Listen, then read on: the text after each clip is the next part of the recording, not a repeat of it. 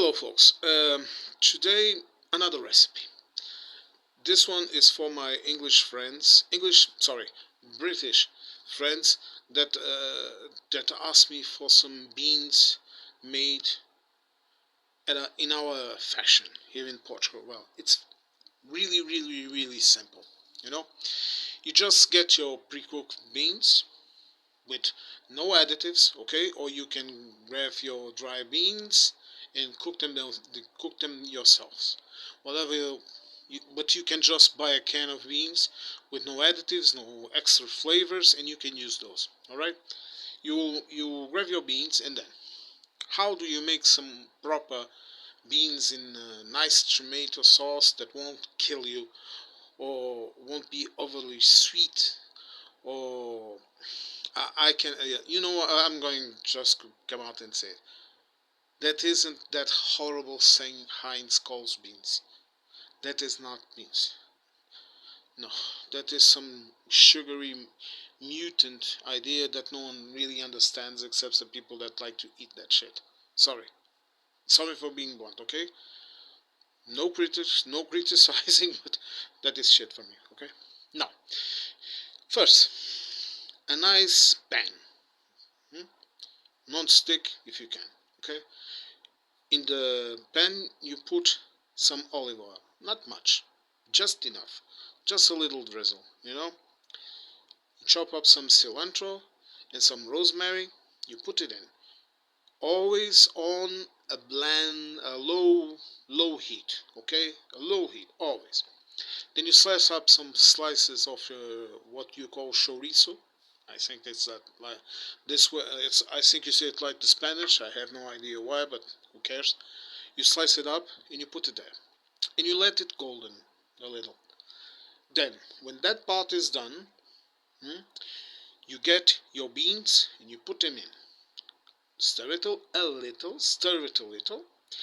If there's not much moist in them, you never use the moist of the canned beans. Okay, that water is not good for you. But if it is, you just put a little water, not much, but a little. Okay, and you stir it. Then you put your tomato. Hmm? Put your tomato in and cover it up. Then you let it be, let it rest. Okay. Then you take a taste.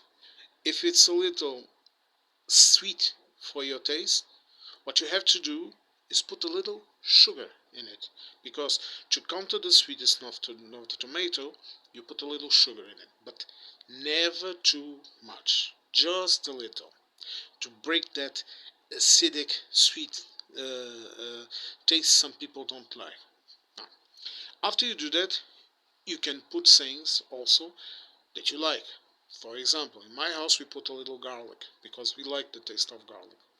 Hmm? Then you put it in. You let it cook.